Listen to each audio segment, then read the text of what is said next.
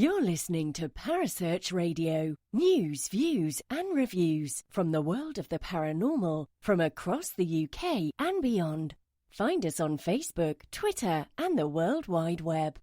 The views and opinions expressed by presenters and guests are their own and do not necessarily reflect the official policy or position of Parasearch Radio or their affiliates and sponsors. Listener discretion is advised. Hi, good evening. Welcome to the latest edition of Haunted Connections here on Parasearch Radio. I'm Neil, as always, and as usual, I've got my co-host Jane. Hi, Jane. Hi, Neil. Hi, everybody. How are you doing today? Very good. Yeah, very good. I have been working hard. Still. Yeah, but I'm this fuels me. This does doing these shows. It's very exciting and it's great to speak to people. That's good. Okay, our guest tonight is. I'll just turn my phone down. Our guest tonight is the one and only MJ Dickson. Hi, MJ. Hi, how are you doing? We're good, thank you. How are you? Good. Are you keeping busy? As always. I'm busier than usual, actually. I've got mom visiting at the minute, and I've got a whole bunch of things going on, so it's all a bit chaotic, but really good. Yeah, but whenever I speak to you, your life is always chaotic, isn't it? Do you know what? I thrive on it. You are always doing 1,000,001 jobs at the same time. Yes. Wow. That's what we'll be discussing tonight. So that it's a good job you are a woman, because if you're a man, you couldn't do more than one job at once. You know what? I suck at multitasking anyway, so, there's that.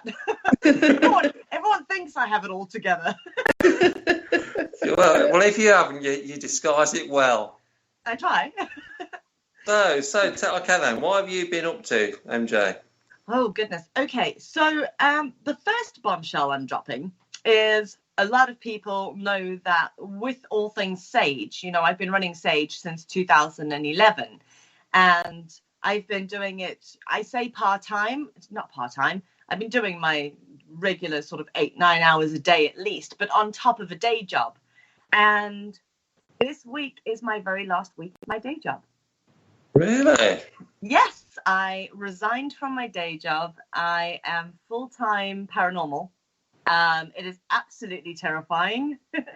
So it just means that you guys are going to see a lot more Sage paranormal events, paranormal investigations, lectures, the Sage Paracon, holidays, all sorts. I've got more time for it. So been very busy. That's brilliant though. It sounds really exciting. Yeah, well, we wish you every success with all that. Thank you so much. It is exciting, I must admit, because since I finished work about 3 months ago, I've not looked back. I'm not making a living out of it, the paranormal yet, but it's fantastic, isn't it? You'll soon forget about work completely.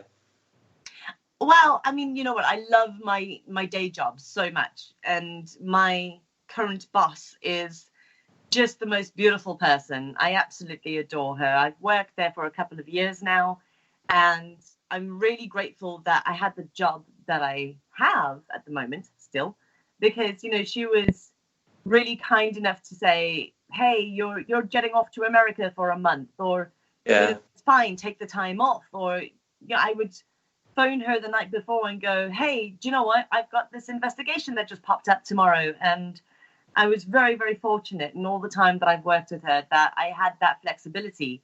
So I don't think it's a job that I will forget in a hurry, because she is just the most amazing boss.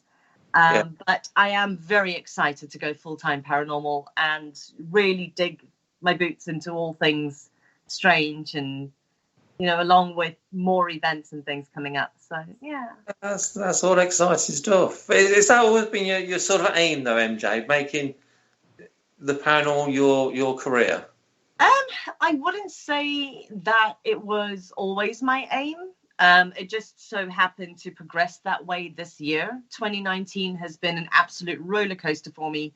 It started right from the very 1st of January this year, with All Things Paranormal Captured, the TV show, which finished airing in about June on Pick TV. Yeah.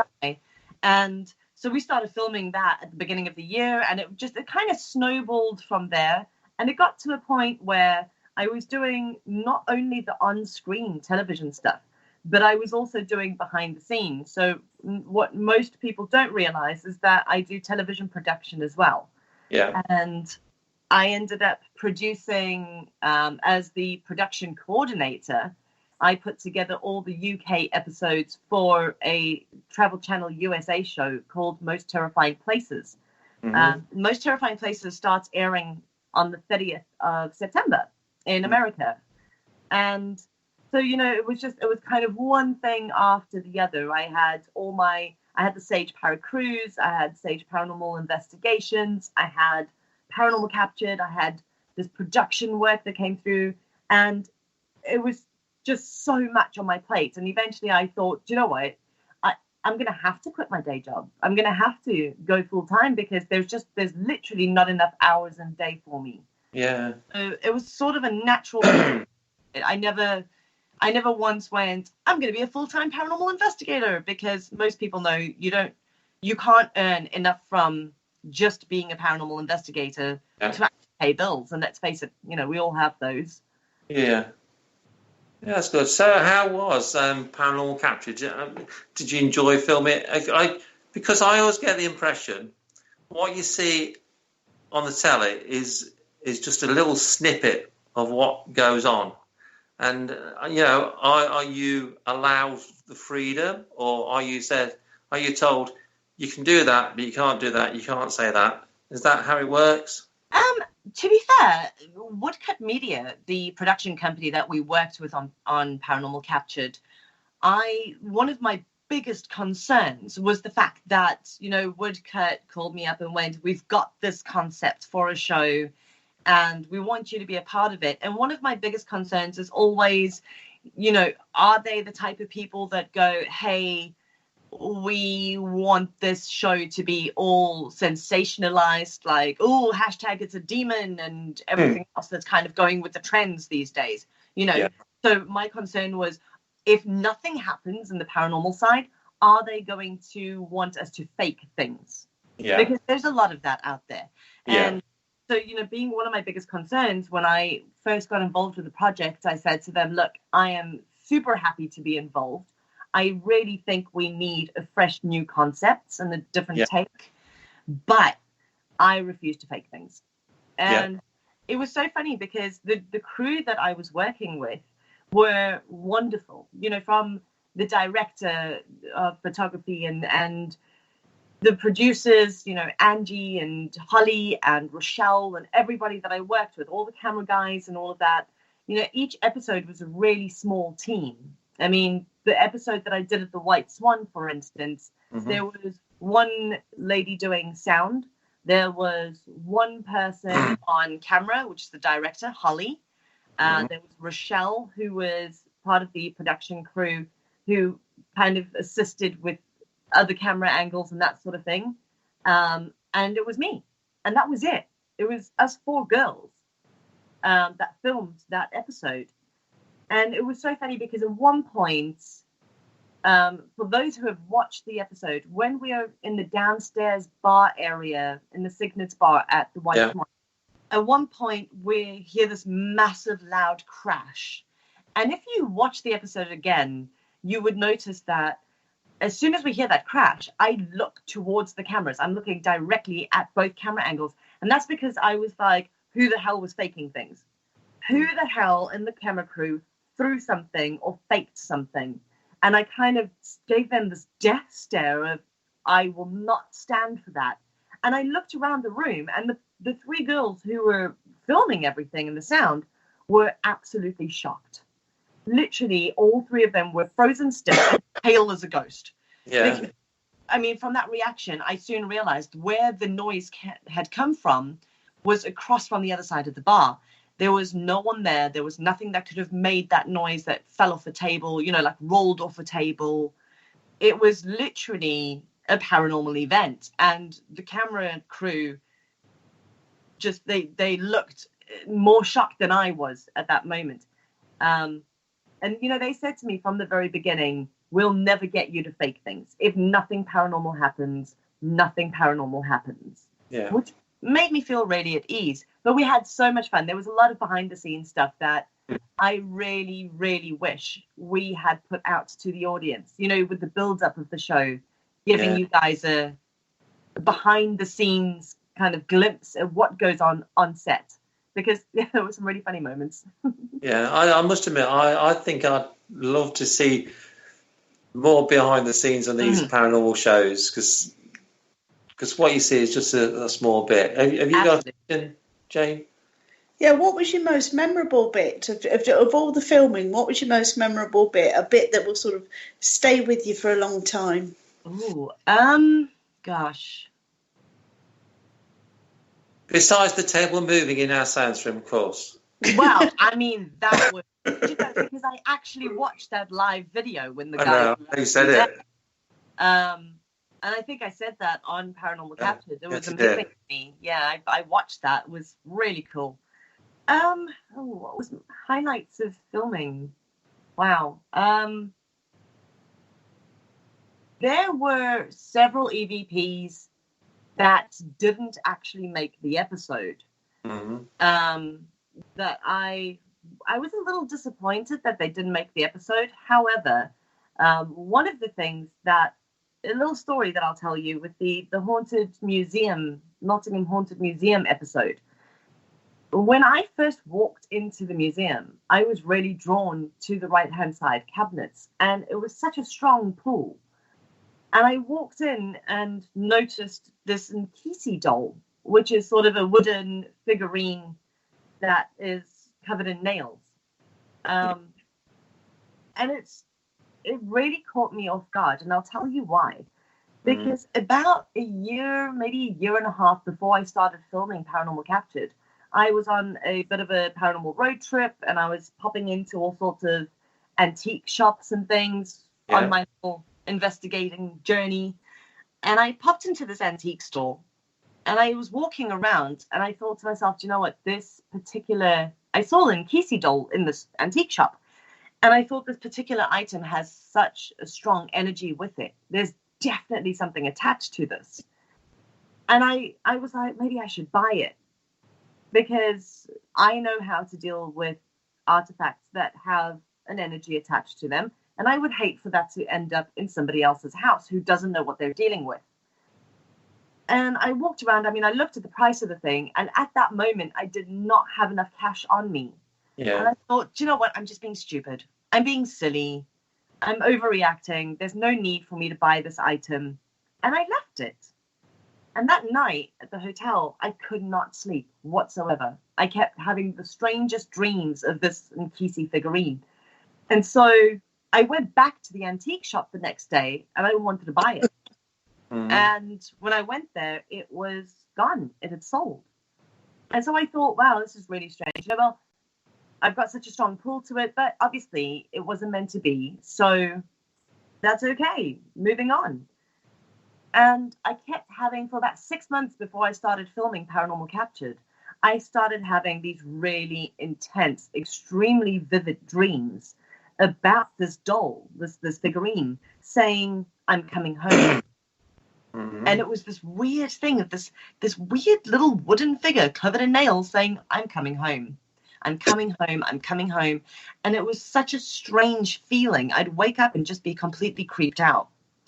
And I walked into the Haunted Museum because I didn't know the location beforehand. I didn't know where we were filming at all for that episode.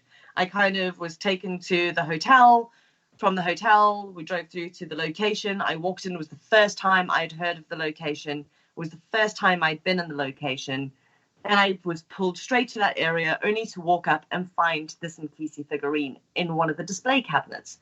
And when I spoke to them about it, and I asked them, did you get this from this particular antique store? And he said, yes. And I couldn't believe that, you know, there was such a coincidence, if you will. I don't really believe in coincidence. I believe in synchronicities. And it was just this really bizarre moment. And so part of the investigation, we actually focused on that Nkisi doll. And we had figures mapping in on SLS. We had the weirdest EVPs coming through. And none of that made the episode. So that was probably, during the filming, that was probably one of my highlights, to come across that Nkisi figurine. Yeah. You know, and unfortunately, none of that made the episode. Oh, that's a shame. So are you still on the lookout for one of these wooden figurines then? I wouldn't say I'm on the lookout for one. Don't get me wrong, I would love to have one, but I think I need to have that particular one. There's something very special that draws me to that particular figurine. And you know what? Every little part of me screams horror movie. Every little bit of me screams like Annabelle, don't be silly, don't do it. But every little bit of my curiosity goes, I need to do some research. So yeah, but they are very interesting, those figurines. Mm-hmm. I know we've got one up here at the minute. Then we've got one, and I do have another one coming. Ooh, very soon.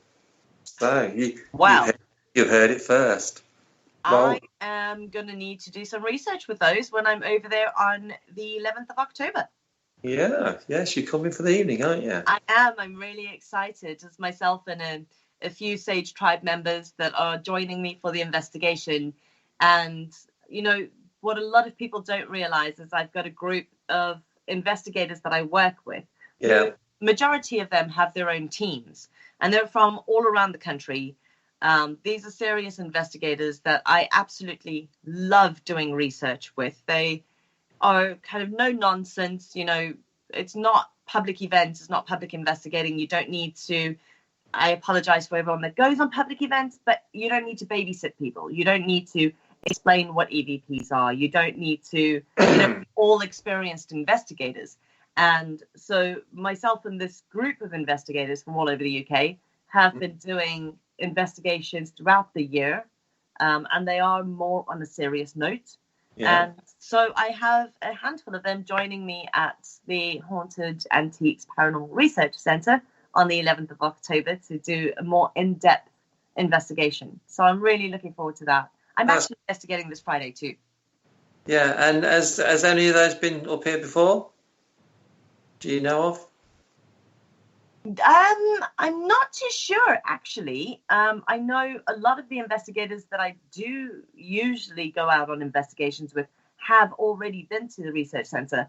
But I think the particular group that I'm bringing up with me, I'm not sure if any of them, I think you might know Jacqueline and Linda from Brooks Paranormal. Oh, yeah. Yeah. I believe they're joining me. Yeah.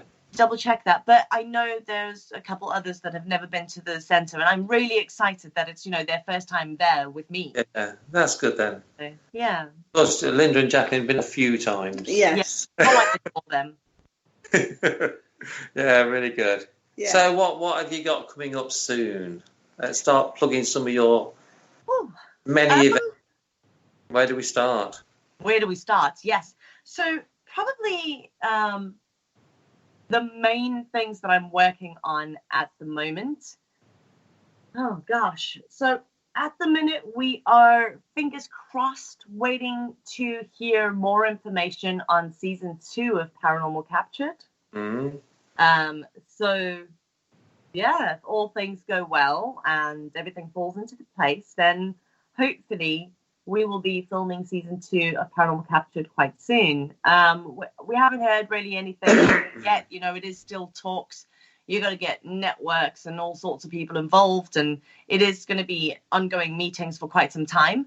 But I have a really good feeling about it, and I'm quite excited to get back with the team and work on another season, especially now. I've done so much more television this year, so on different shows, that I'm looking forward to going back into Paranormal Captured with more knowledge and more of an idea of the flow of the show and all sorts of things. So, fingers crossed for that. I'm really, really hoping that comes through.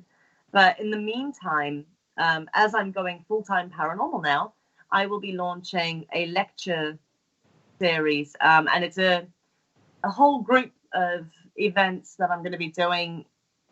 So doing lectures all over. I know I want to do some at the research centre. definitely, we've already spoken about that. We did. You know, I wasn't planning on going full-time paranormal, so I actually cancelled a whole bunch of events this year instead of announcing them because I didn't think I was going to have the time. And then this happened. So, I've got a whole series of lectures that I'm going to be doing this year. I am leaving for America in a little over 2 weeks. Right. I'm going to Virginia, and I'm going to be one of the speakers at the Belle Grove Plantation Paracon. And it's in King George, Virginia, at the Belle Grove Plantation, which was on an episode of Kindred Spirits. Yeah. I'm going to be speaking alongside Aaron Rooney, Adam Berry, Bride J. Cano from Haunted Collector, and Paranormal Caught on Camera. So yeah, I'm really looking forward to. That sounds really exciting. Yeah, it is. It's my first time in Virginia, and I am super excited about visiting the plantation. It's notoriously haunted. Mm-hmm. The convention just seems great. And also, you know, to be speaking alongside such well-known professionals in the paranormal field, it's such an honor to just be a part of that. And the organizers are just absolutely lovely. So I'm super excited about my first trip to Virginia. And while I'm there, I'm spending about an extra week there. Mm-hmm. So I'm going to be investigating everywhere I can. Yeah, that sounds good. So yes, I am also releasing. I don't often do sort of public paranormal investigations, and these are for, again, other investigators or members of the public who have never been on investigations. These are more intense paranormal investigations. These are not ghost hunts. Okay. I don't do sort of the normal public ghost hunt, if you will. Yeah. These are a bit more in depth, so a bit more explanation into the tech and experiments and, you know, all sorts of methods of investigating. So I will be releasing a whole host of public paranormal investigations, which will take place from November through to April. Yeah. And then, of course, the Sage Paracon. Can't forget that one. I'm so excited. You guys are going to be there. I'm super excited. Yeah, we're coming on the Saturday. Yeah, we're looking forward to it. Our first time there, so that'll be exciting. It won't be your last, I can guarantee you. So how do you find all this lecturing then? Because did you used to get nervous, or are you just in the flow now because you've done so many? Because I'm doing one in September. And then at Karen's Fair, the Supernatural Fair. Yeah, I'm doing a talk then. Then, of course, I've been invited to Bodmin Jail in October, so I'm doing another one there.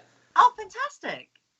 Yeah, so... You know what? I was supposed to be at both of those, and unfortunately, they both fall over the time that I'm in America. So, you know, I'm slightly jealous because I get to see so many of the Sage tribe and wonderful friends in the field at the local events. You know, Karen puts on an amazing Supernatural Fair. I was a speaker there last year. Yeah. It is really a great event, and it's free. So, you know, I don't know, speaking at events, I want to say it gets easier, but it doesn't, because, you know, you will find that every convention that I talk at around the world, it's always a completely different lecture. It's sort of, I don't have the same lecture that I do sort of over and over and over. I mean, I have a sort of a beginner's 101 paranormal investigating lecture, but I never stay to script. I always go off on a tangent about something and get completely sidetracked. So, you know, when you're talking about something that you're passionate about, you know it. I mean, you know haunted objects, you know the paranormal research side, you know your center, you know. So when you're talking about that sort of thing, it does tend to flow really naturally. That's right. I mean, it's the same as when I speak about investigating and different experiments and that sort of thing. It genuinely does come out like paranormal Tourette's. Honestly, it just flows out, and half the time I think, oh, wow, I actually sounded pretty good over there. So yeah, I'm quite looking forward to September, because I shall be, I don't know if there's a stage, but I should be in the same room doing a talk as Jane has done. Because Jane Harris is doing a talk that day as well. Oh, I love Jane. I should be following in Jane's footsteps. So I'm honoured. Cheers to Phil. Well, good luck. I mean, the only reason that I'm not at that event is because I'm in America, and I wish the dates didn't. Yeah, that's a shame. Yeah, it really is. But I mean, guys here in the UK, you need to go. They all need to go. Definitely. They need to listen to the talks. They need to support you, obviously. yeah, definitely. Any questions, Jane? Yeah. So have you got? I mean, you can feel the enthusiasm and the excitement in your voice about all these things coming up. Is your diary really full for the next 12 months, or do you tend to just book up for sort of a few months at a time? It's a bit of, how can I put it? At the moment, I'm trying to keep my diary as open as possible, and that's only because there is quite possibly another paranormal show that I'm working on, and there's also waiting to hear about Paranormal Captured Season 2. So at the minute, I am keeping my diary pretty flexible, pretty open. There are very few dates that are sort of steadfast that I've already got in the diary for the next 6 months. But, I'm always open if people want to do events, if they want me to speak at one of their events, if they want me to host a paranormal investigation just for them, for a group, that sort of thing. I am pretty flexible and open. But I am going to be filling up very quickly as soon as I know more of the filming dates. I've got a lot of events that I'm sort of just holding off on at the minute. Yeah. Most of them are in America. I've been asked to be a speaker at several big conventions over in the States for 2020, which I am super excited about, but cannot say anything about them just yet. Hey. Really frustrating. I know some of them will be announced around Halloween, and I am literally so excited. This is a paranormal convention, one in particular, that I've been wanting to speak at for the last 5 years. So to be a speaker there next year is mind-blowing to me. That's good. Do you find it difficult not to say things too soon? Yes. I know you're very excited, and if you're like me, I'm just a bit of a blabbermouth. Well, you know what, that is my problem. It is paranormal Tourette's. I have been known to let things slip. It's been really difficult for me to pace myself, and one of the main reasons is that I don't want to, release events for the next 6 months and then find out next week that I've got all this filming coming through and I can't make any of those events. I'd rather not mention them. I'd rather post events sort of at the last minute. Yeah. Give people 2-3 weeks notice to come and join me on events. Yeah. Rather than cancel the whole thing and let people down. It's really tough when you start doing TV and speaking events overseas and that. You really don't want to let people down. So, yeah, it's tough. Yeah. I find it difficult not to say things too soon. Yes. I must admit. I do have a couple of things that I actually wanted to talk about on the show tonight, just while they're on my mind. Okay. One of the things that I want to bring up is last year, Sage Paracon, one of my speakers was the lovely Mr. Richard Estep. And Richard is just a fantastic author. His books are based on, obviously, all things paranormal, but, anything from serial killers cases to haunted healthcare, his work as a paramedic and working in hospitals and that sort of thing, and emergency response and all of that. So he has released some amazing books, and Richard has been one of the authors that I've kind of looked up to for quite some time. He is a fantastic writer, and I had the absolute honor of writing the foreword for one of his recent books. Okay. So Richard Estep's book, Haunted Healthcare #2, is available now on Amazon. and it has a very, very personal story as the foreword, which I thoroughly enjoyed writing. So anyone that's interested in all things paranormal, especially on the healthcare side and what happens in haunted hospitals and that sort of thing, I urge you to go and grab a copy of the book. It is really, really good. That's good. Yeah, I look forward to perhaps getting a copy of that then. Yeah, perhaps you could get a couple of copies and put them on your book stand. And MJ showing us. Yeah, because really we do sell some books at the centre, you know. So perhaps I'll contact Richard to see if we can get a few copies in here to sell for him. That would be great. And another thing, of course, I don't know if anyone read the latest copy of Haunted Magazine, but I wrote a 4-page spread on Poveglia Island and the investigations that I've done at Poveglia. Yeah. How did you find that island then? Creepy as all hell. I love it. It is a really creepy place, but to be honest, you know, so many people are focused on the fact that everyone's like, well, there's 120,000 people that died on this island and it's made up of human ash, and obviously Ghost Adventures were there with hashtag it's a demon, of course.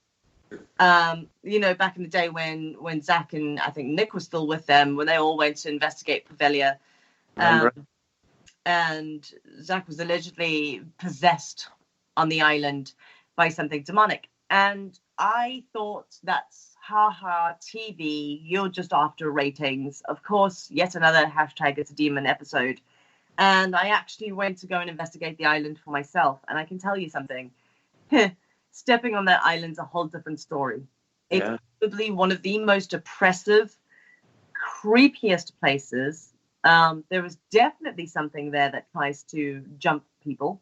Mm-hmm. It's not a very nice place at all. You're so overwhelmed with sadness and just, it's a very, very bizarre place. However, there is another island not too far from Poveglia called San Servolo, and I actually wrote about this in the article. San Servolo used to be one of the very first insane asylums and probably one of the worst. Mm-hmm. And you can take a day trip from Venice on Vaporetta, one of the water buses. You can go to San Servolo for the day and explore the island, explore the insane asylum, which is now turned into a museum.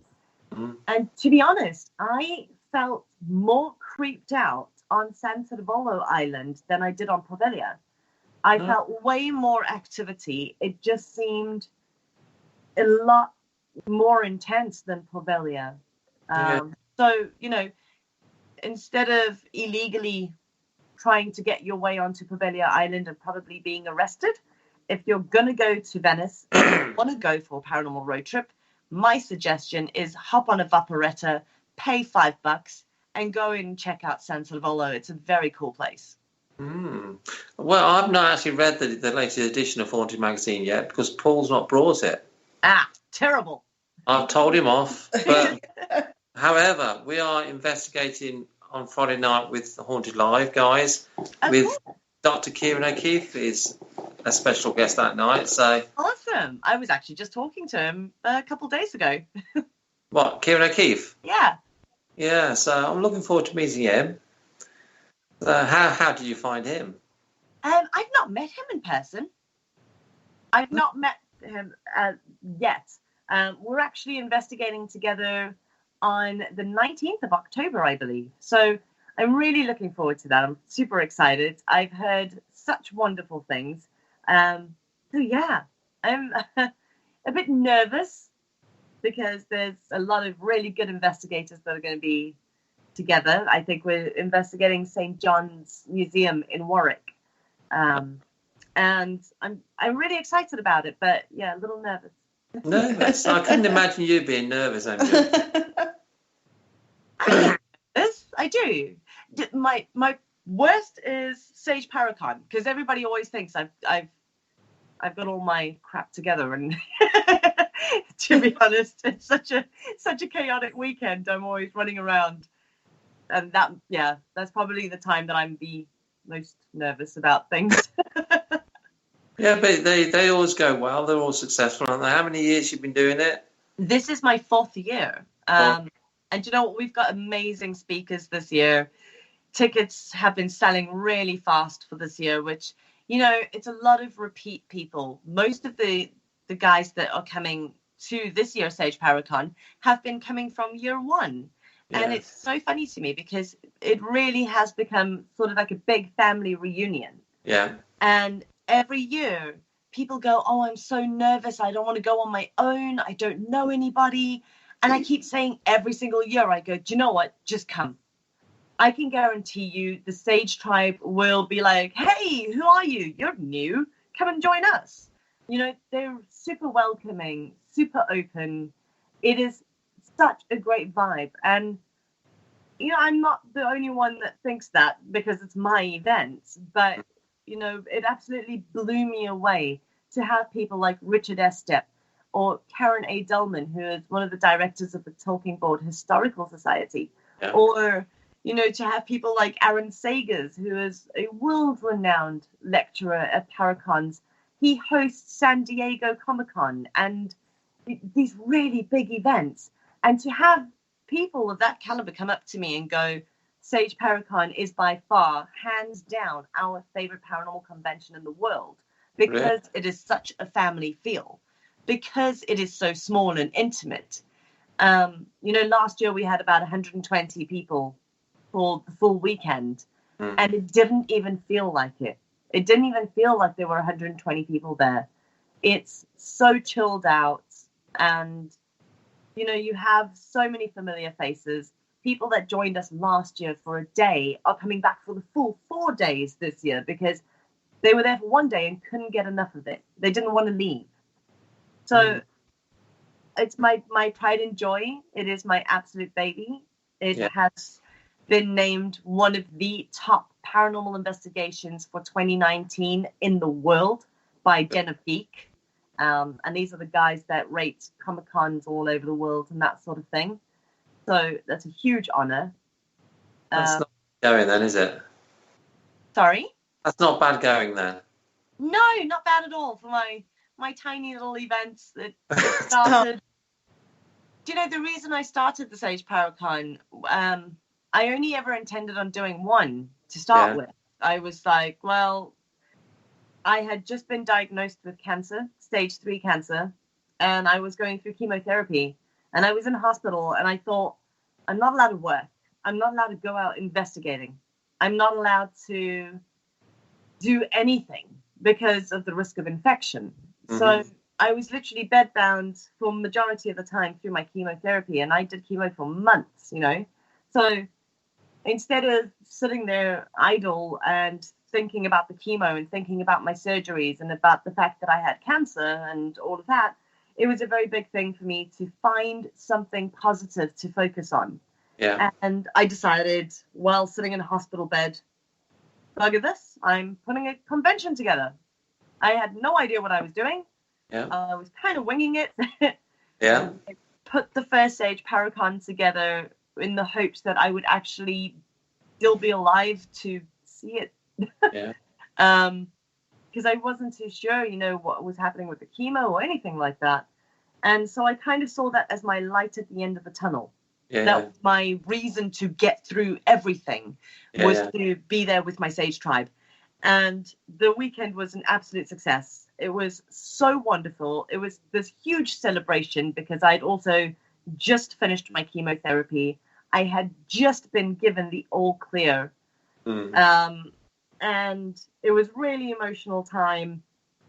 I finished the weekend on this absolute high, and everybody went, oh my God, this was fantastic. When is next year? And I went, wait, what? What do you mean next year? So how many months do you plan ahead? You know, are you planning next year's already? I am. So at the moment, because of the success of Sage Paracon, because of the caliber of the speakers that we have coming over every year, you know, I need to plan at least a couple of years in advance now. So I already have all of my speakers pretty much booked for the next 2 years. Yeah. I'm waiting on 2 more speakers for next year's convention, which we're literally just checking what's happening with their filming schedules. So I'm trying to get that all wrapped up. All the posters for next year are already being made. The theme has already been chosen. The dates are chosen. The venue's booked. It's 90% of the work is already done for next year. Really? Yeah, of course. Yeah. Yeah. I've already started booking my 2021 speakers. That's majority of them are already booked. So this year, at this year's Sage Paracon, I will be announcing my speakers for next year's Sage Paracon, as well as obviously the dates, the theme. This year is a Voodoo in the Bayou Bash, which I'm super excited about. I just need to start working on my outfit. But, next year's is already well on the way. And what I have said to everybody who has already bought tickets for this year's Sage Paracon, there are still a few tickets left. There are less than 30 tickets for the entire weekend left for this year. Yeah. It's the 7th to the 10th of November this year at Coombe Abbey in Coventry. And you can get tickets on the Sage Paracon website, which is sageparacon.co.uk. You can also just find us on Facebook and drop me a message. But what I've said to everybody that's joining Sage Paracon this year is you're going to have a great time. I can absolutely guarantee that every year gets better and better. What I have said to them is for next year, we will be doing a ticket payment plan, but it would be, you'd have to pay your ticket off in 3 months instead of paying it all in one. So it gives people a nice little helping hand to split the ticket cost. Yeah. So you could put down a £50 deposit to secure a ticket at this year's event. Obviously, those are for the VIP packages, but you can secure your ticket this year for next year. But yes, I have to work 2 years in advance, at least. So busy lady. Life in the fast lane. Doesn't stop, honestly. I don't know where you find your energy from. I have always been super hyperactive. My mom would tell you that since I was a child. I've been drawn to all things paranormal. Yeah. Oh my God, since I could walk. Literally, as a young child, I was watching horror movies from like the age of 3 instead of The Little Mermaid, you know? And couple that, all things weird and paranormal and spooky with hyperactivity, I think I've just now channeled all of that energy into work. Yeah, that's amazing. Yeah. So what's the scariest experience that you've ever had in your paranormal life? Wow. Scariest experience in all my life. Oh, that's super tough. Can I give you like a top 3? Of course. Yes, absolutely. Of course you can. You're the guest. Top 3. You can give us as many as you like. So quite possibly one of my most terrifying experiences I've ever had happened when I was about 21 or 22 years old. It was just before my wedding. My husband and I were staying at my parents' house, and about 4 o'clock in the morning, it was the middle of winter, and I had these really thick blankets on the bed and duvets and things, and I couldn't move my feet. I couldn't move my legs. And it made me realize that there were these hands holding my ankles down. And I completely freaked out. I woke up, sat up straight, looked at the end of the bed, and it was my uncle who had passed away when I was about 3 years old. Now, I only know that it was my uncle because I remembered what he looked like from photographs. And he was super excited. He was stood at the end of the bed trying to tell me something. I freaked out completely. This was the first physical paranormal experience I'd ever had where something actually grabbed me. It was the first time that I had seen something crystal clear. He may as well have been alive and kicking and standing right in front of me. So it really caught me off guard. And I started hyperventilating. I burst into tears. My husband woke up. He was trying to figure out what the hell was going on.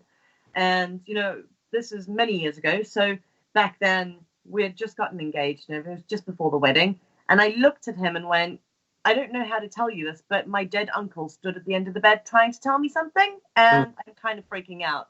Mm-hmm. He was like, wait, you're what exactly now? I was like, yeah, so he's kind of dead, and I can see him.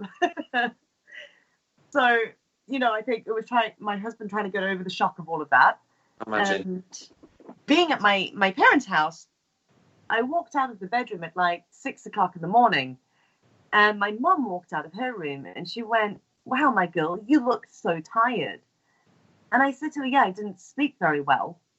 And she was like, yeah, me neither. Your uncle came to visit me last night, and he was trying to tell me something, but he seemed really far away, and I couldn't understand what he was saying.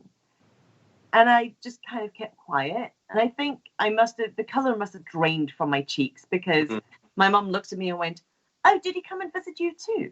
I was literally stood there going, did your dead uncle come and visit? What the hell's wrong with this family? Yeah. No, that's just not normal. So yeah, that terrified the hell out of me. I can imagine. Second most terrifying would be Warwick Castle. No, I'm totally lying. There was one worse than that. Drakelow Tunnels. I had a very strange experience where we were investigating, and a rather particularly nasty spirit decided to try and jump in, shall I say. I don't do trance mediumship. It is not my thing. Yeah. My space is my space. People that are like, oh, you should be a trance medium, I'm just kind of like, well, no. Not at all. And so you don't like them getting too close, do you? I don't. I really don't. I am very protective of my space, which is probably a good thing. But this particular investigation, I had something try and jump me, but I felt myself slipping away. It was really strange. I felt like I was going to pass out completely. Yeah. And there's some video footage where my body language has changed completely. My facial expressions have changed completely. And you hear everybody else that was with me at the time go, that's not MJ. They had to physically remove me from Drakelow Tunnels. And when I got outside, I just broke down in tears, which is not like me at all, because I'm a bit of a tough cookie when it comes to all things scary. But I felt violated. I felt genuinely dirty on the inside. It creeped me out completely, because it was an absolute violation of my space. They had no permission to do that whatsoever. So it was scary to think something could jump you like that when you least expect it, even being an experienced investigator. Yeah. And probably the most terrifying, which doesn't even, now that I say it, sound like the most terrifying one, but it really creeped me out. I was at Bodmin Jail investigating with Richard Estep in March this year. Seemed like forever ago. And I was in the basement cell area where there's this particular cell of a woman who was said to have been kept alive by fairies because they tried to starve her, or whatever the case was. But I was down in that particular area doing some live listening with EVP, so I had the noise isolating headphones on while listening, and I had this movement in the back of my hair, and I thought perhaps it was the headphones that were slipping off. And so I kind of reshuffled them a bit and tightened it, and I felt these really big sausage fingers is the only way I can describe it. The fingers they pressed all the way up against the back of my neck and my back of my head, and they kind of ran through my hair and grabbed. But there was no one stood there. So the string of swear words that erupted from my mouth should never be repeated ever again. I was quite surprised that I could put so many swear words in one sentence. I didn't know you could do that. Was that caught on EVP or camera then? It unfortunately was. Oh, wait, that gets worse. I was actually cleaning out my recorder the other day, and I was sitting next to my mum listening to certain recordings, and I hit play on this recording, and let's just say she wasn't too impressed with me. Did she tell you off?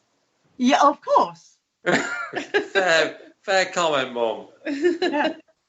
I'm actually taking my mum on her very first paranormal investigation with me on Friday. Are you? Where are you going? So we're going to the Judges' Lodgings in Wales, in Preston. Ah, have you been before? Sorry, never been to the Judges' Lodgings in Wales before, so quite excited about it. I've heard fantastic things about it. Really excited by the fact that everybody seems to get really good EVPs there. Yeah. For those who know me, EVP is kind of my thing. Yeah. I love working with different frequencies and recorders and all sorts, and just trying different experiments about anything to do with electronic voice phenomena. Yeah. And I have very recently, this week, shall I say, acquired a Panasonic DR60 recorder. They said to be the holy grail of recorders. Everybody has their different opinions. A lot of people don't like them because you can hear sort of the inner workings of the actual recorder itself. You know, a lot of the times they say what you're hearing isn't paranormal, which, fair enough. You know, there's a lot of things to look into, but I'm just excited to do more research now that I have my hands on one. Right. Yeah, just get dash. Do you think sometimes the spirits, when you're sitting down doing an EVP session, I'm going back to when you did the members live feed down here. Can you remember? Oh my gosh, yes. On your face. I was frustrated. and we were sitting in the sounds room, weren't we, the three of us, and trying EVPs, and basically we're getting nothing, were you? Absolutely nothing. Not until I stopped, the live feed had finished. And you carried on, and they all started talking to you. It was so frustrating. Oh my gosh! And I think I've still got the footage of that. You know. I think I ended up telling them off too, didn't I? You did. I did. You used choice words, didn't you? I did. I told your spirits off. We were sat there doing, this 2-hour plus members live feed, and not a single thing on EVP, and I couldn't believe it. Not one EVP, and I was getting so frustrated, and we switched the cameras off, and the moment, I still had the recorders running, and we were talking about a couple of the dolls that you had in the room, and we were talking about sack clothing and that sort of thing. Right. And as you had mentioned that, I kind of went sack, and Claire went sack. And a third male voice went, sack. And I was like, are you kidding? Like, seriously? The whole time we've been recording, nothing. And I kind of had this little bit of a rant going, you're actually kidding me. And told off. And we played that back because I was still recording. And as you heard me say, you're actually kidding me. You've had this whole opportunity to talk, and you choose now to talk. And we had that voice go, yeah. And I was like, well, fair enough. And they were clear as well, weren't they? Yeah, they were super clear. But, it just goes to show a lot of the times it's the observer effect, The moment there's cameras on and the moment you're expecting them to do things, they're not circus monkeys, that's not how the paranormal works. And if your only intention is to kind of show off, well, hey, look, we've captured all these EVPs, it just goes to show you're not in control at all. No. We are. And if you're not being respectful, and if they don't feel like it, and if they don't want to be on camera, you're not going to get anything. That's right. It was funny, though. Yeah. It really was funny. I know quite a lot of people who have investigated up here at the research centre have got some really, really good EVPs. And it's one of those things where as soon as you hear it and you see people's face light up, because it's not anything else. When you're sitting there in the moment and you hear it with your own ears and then they play it back and really hear it clearly on an EVP. There's what explanation can you give for that? And that's one of the things that people really like about the EVPs. Yeah. Absolutely. I mean, one of the nicest things, one of the nicest investigations I did was when I was over there with you guys, with Joe and Claire. Yeah. And us three girls were doing a bit of an investigation there with you, which was super fun. We had the most amazing time with you guys. And one of the EVPs, well, there were actually a couple of EVPs that we captured on that night that blew me away. Yeah. One of them was we had our hands on the seance table, the three of us girls. We were the only people in that room. We had the recorder in the middle of the table in front of us. We had our hands holding the table, and I said, could you make this table move the way they had done, on the previous live with Barry Guy and them? And I was talking about that moment and asking them if they would move the table. And you hear Joe say, is it just me, or does this table feel like it's vibrating a bit? And you hear another voice, which is none of us, go, no. And you hear this really clear no on the recording. And it absolutely blew my mind to have it so crystal clear. Yeah. And another one, I felt something brush the top of my hand on the seance table. And I kind of pulled my hand away because it caught me off guard. And then we played the recording back, and it was just us three girls in that room. And you heard a male voice go, feel me, at that moment. So it really creeped me out, but it was really awesome. It was super awesome. I think we all had a good time. It was nice meeting you three. You are a bit of a whirlwind, I must admit. It's so You are a whirlwind. But it was really good, wasn't it? Watching it was three very work interesting together, and it was such fun.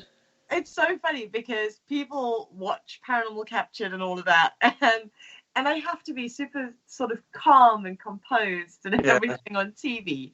And then people meet me in person and they go, wow. Exactly. I am anything but calm. I swear like a trooper, which always amazes me that I do these radio interviews for like an hour or 2 hours live. And there's not one F-bomb. It's amazing. I don't know how I manage it. That's concentration for you. It really is. But I think they should make a show with people or people involved behaving the way they are. I mean, you would more than likely have more bleeps than actual words in my sentence. It'd be like Morse code. Which you guys experienced when I was there. We'd have to have the REM pod reacting like. Oh dear. Their word. The REM pod go. Anyway, we have only got a couple of minutes left. Oh wow. I'm amazed. Every week I'm amazed how quick this hour goes. I'm sorry. I can also talk the hind legs off a donkey, so that's fine. That's the sort of guest I like. But I don't have to say too much. Because I don't have a list of questions. We just wing it. I think that's the best way. To be fair, I talk so much, you're not probably going to need any questions. That's right. No, but it's just nice, I think, to let the guests lead and let them tell us all what they want to tell. Yeah, I think I was trying to cram a lot of information into our show. So. You did really, really well. You've done well. Unfortunately, I weren't able to get on the chat. I don't know why, but I couldn't see the chat. So I don't know who's asked any questions or anything. So if you have any questions, guys, just find my Facebook page, MJ Dickson, and drop me a message. I love chatting to everyone. So, I mean, if you have any other questions, great. Well, we know you love chatting. Well, yeah. And I do hope you have a lovely next 10 days with your mum. Really precious time. So I hope you really enjoy that. And you both get up to lots of mischief. Oh, yeah. Well, I'm hopefully taking my mum through to London and just doing some sightseeing and catching up before I start packing for America and for her to go home. I'm sad. Oh, that'd be sad. Yeah. But you've had a few weeks with her, haven't you? Yes. Yeah. It's been really good. It has been a bit busy trying to juggle it all, but it has been really wonderful. That's nice. Okay then. So all leaves me to say is thanks to MJ for being our guest. It's been, big thank you. It's been great chatting to you again. It's always a good laugh chatting to you, MJ. Thanks for having me. I really appreciate it, and I am so excited to see you guys very soon. Yeah, is it October? Is it? It is. Yes, I am landing back from America the day before the investigation, so I might be a bit wiped out, but I will be back. You'll still be a whirlwind. That's all right. We'll have the kettle on. We'll have the kettle on. So, thanks to everyone for listening. Thanks to Jane for co-hosting it as normal. It's always a pleasure. It's 9:00. Keep listening to Parasearch Radio. I think we've got Carrie and Paul on. So, thanks everyone, and we'll see you next week. Yeah. Good night, everyone. Good night. Bye. Thank you for listening. Don't forget to join us for more shows throughout the week. Find us on Facebook, Twitter, and the World Wide Web to keep up to date with all the shows right here on Parasearch Radio.